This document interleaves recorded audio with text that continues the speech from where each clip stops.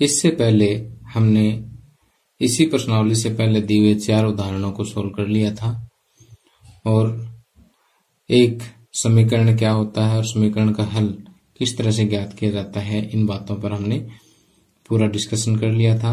जिन बच्चों ने पहला लेक्चर नहीं देखा है वो इस वीडियो के डिस्क्रिप्शन में जाकर के आप पहला लेक्चर देख भी सकते हैं। ओके, तो आइए शुरुआत करते हैं। तो यहाँ सभी प्रश्नों के लिए एक इंस्ट्रक्शन है कि निम्न समीकरणों को हल कीजिए। तो सबसे पहले मैं पहला क्वेश्चन लेता हूं। यहाँ पर सबसे पहला क्वेश्चन है x माइनस 2 बराबर 7। इस समीकरण को हमने हल करना है। तो यहाँ देखिए कि x बराबर 7 तो पहले पढ़ा ही है, -2 को मैं इधर लेकर के जाऊंगा तो ये प्लस का 2 हो जाएगा। x बराबर 7 प्लस 2 क्या हो जाएगा, 9। और ये मैंने आपको पिछले लेक्चर में बताया था कि अगर कोई माइनस का पद है तो बराबर के इधर जाते ही क्या हो जाएगा, प्लस का हो जाएगा। और अगर इधर कोई प्लस का है तो बराबर के निशान से इधर जाते ही माइनस का हो जाएगा, जैसे दूसरे क्वेश्चन में है। अभी देखिए y प्लस 3 बराबर 10। अब देखिए यहाँ पर हमने एक कमी छोड़ दी है इस क्वेश्चन में कि पहली लाइन के बाद जब दूसरी लाइन लिखते हैं तो यहाँ या लिखते हैं और उसके बाद जब तक उत्तर नहीं आ जाता तब तक हर एक लाइन में या लिखते जाएंगे। ठीक है, शुरू में बराबर का निशान नहीं आता क्योंकि बराबर का निशान बीच में आ चुका है। अब चलो दूसरे क्वेश्चन को देखते हैं कि y प्लस 3 बराबर 10। तो y बराबर 10 लिखेंगे। अब ये 3 प्लस का है तो इधर जाकर के माइनस का हो जाएगा और y बराबर 10 में से 3 घटेंगे तो क्या आएगा, 7। ठीक, अब यहाँ पर यह हमने लगाना है और ये जो y का मान आ गया यही इस समीकरण का क्या है, हल है। ओके, अब तीसरा क्वेश्चन जो है वो दिया हुआ आपको 6 बराबर z प्लस 2 या। अब देखिए कि क्योंकि ये दोनों साइड है तो बराबर ही, left hand side right hand side के बराबर है। तो जैसे एक तराजू में के 2 पलड़ों में हम कोई चीज रखते हैं तो ये दोनों जब बराबर है तो ये वाली चीज उठा के वैसा इसमें रख दे, ये वाली इसमें रखते रहेगा तो बराबर ही ना। तो इसलिए हम इसकी साइड चेंज कर लेते हैं। लेफ्ट हैंड साइड को हम राइट में ले आते हैं, राइट को लेफ्ट में ले आते हैं ताकि सोल्व करना आसान हो जाए। या z बराबर 6, अब ये 2 प्लस का है इधर जाकर के माइनस का हो गया। या z बराबर 6 में से 2 गए 4। ये आ गया आपका आंसर। ओके, और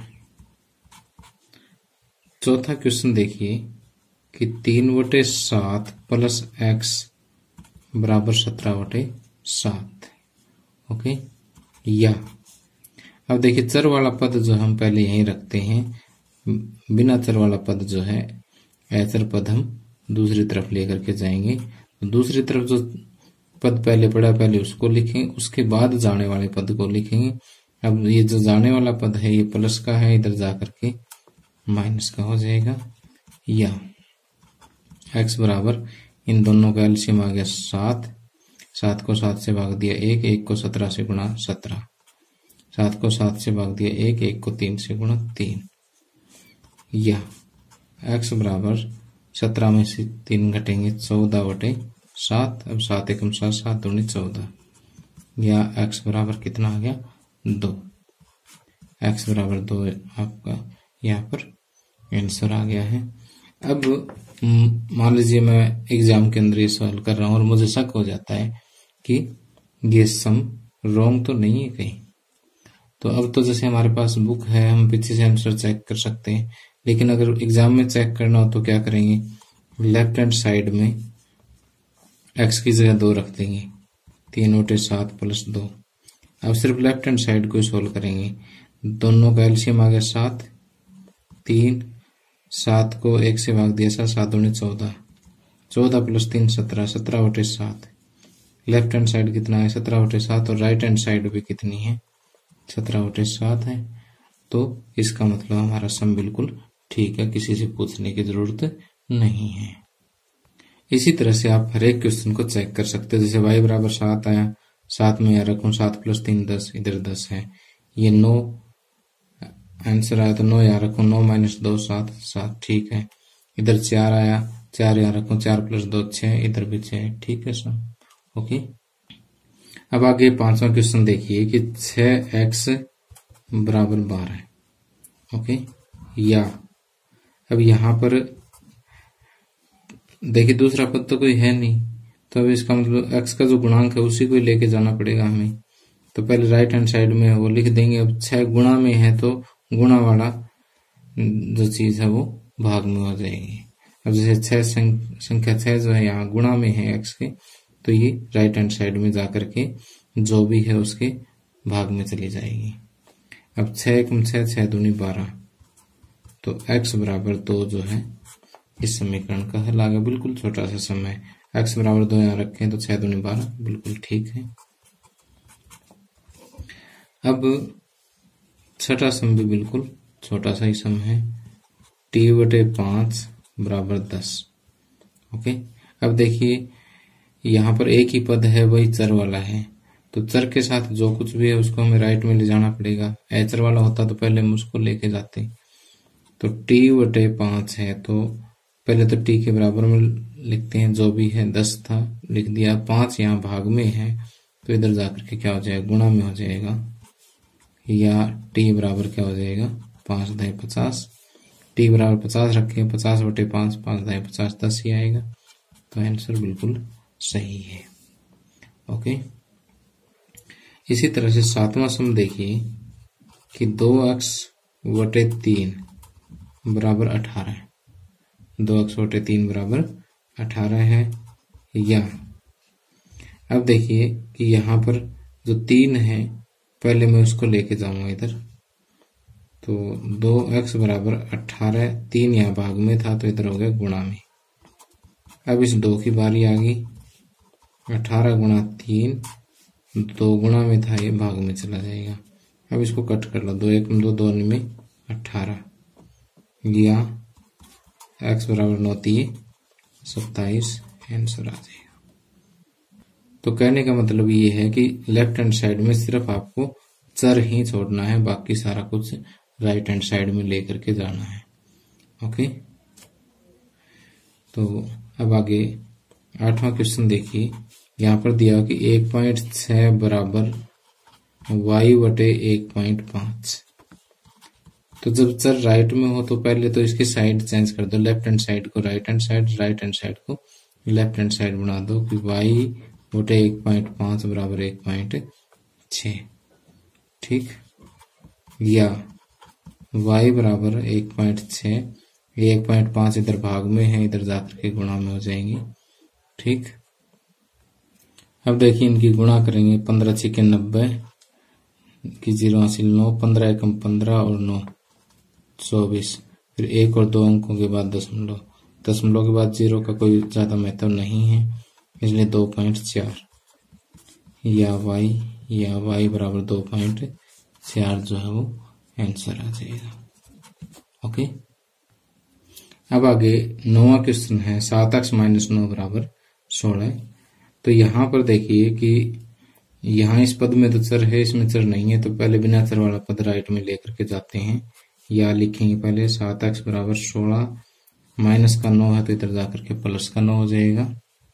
या 7x बराबर 16 + 9 कितना हो गया 25। या x बराबर 25, ये 7 गुणा में तो ये भाग में चला जाएगा, तो x बराबर 25/7 जो है इस सवाल का आंसर आ जाएगा। आप चाहो तो यहाँ पुट करके और सॉल्व करके देख सकते हैं, ठीक।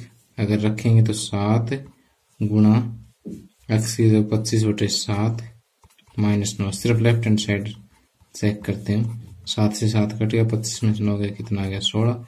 वही राइट हैंड साइड में, इसका मतलब सम हमारा ठीक है, ठीक। अब 10वां क्वेश्चन 14y - 8 बराबर 13। तो 14y बराबर 13, ये माइनस का 8 है, इधर जाकर के प्लस का 8 हो जाएगा। 14y बराबर 13 + 8 कितना हो गया 21, और y बराबर 21/14, और यहाँ पर हम या भी लगाते रहेंगे, y बराबर ये 7 से कट जाए, 7 दूनी 14, 7 21, y बराबर 3/2 जो है वो उत्तर आ जाता है। अब आगे देखिए 11वां सम है 17 + 6p बराबर 9। अब देखिए यहाँ पर जो चर वाला पद है उसको मैं लेफ्ट में रख लेता हूँ एक बार, बराबर 9, और ये 17 मैं इधर लेकर के जाता हूँ, ठीक।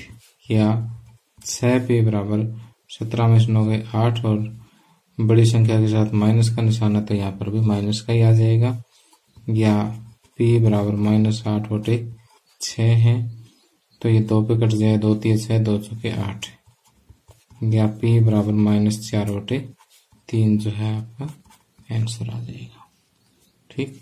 इसी तरह से अगर मैं 12वां क्वेश्चन देखूं तो 12वें क्वेश्चन में आपको दिया हुआ कि x/3 + 1 बराबर 7/15 है।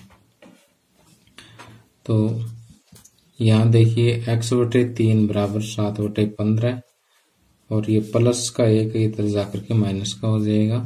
तो पहले राइट हैंड साइड को सोल्व करते हैं, उसके बाद हम 3 को उधर ट्रांसफर करेंगे। 3 दोनों का एलसीएम आ गया 15, 15 को 15 से भाग दिया 1, 1 को 7 से गुणा 7, 15 को 1 से भाग दिया 15, 15 एकम 15। x/3 बराबर 15 में 7 गए 8, -8/15। या x बराबर -8/15 गुणा में 3, 3 एकम 3, 3 5 15। या x बराबर -8/5 जो है आंसर आ जाता है। ओके, तो प्यारे बच्चों इसी के साथ ही लेक्चर समाप्त होता है। अगले लेक्चर में हम जो समीकरण अभी हमने पढ़े हैं इनसे संबंधित वर्ड स्टेटमेंट वाले जो क्वेश्चन है कि दैनिक जीवन में इन समीकरणों का कहाँ प्रयोग होता है, ऐसी कौन कौन सी समस्याएं हैं जो हम इन समीकरणों से हल कर सकते हैं, तो ऐसे क्वेश्चंस हम डिस्कस करेंगे। और इन चीजों को सीखते हुए हम प्रश्नावली 2.2 से पहले जो उदाहरण दिए हुए हैं उन उदाहरणों को हम सॉल्व करेंगे। Thank you, have a nice day.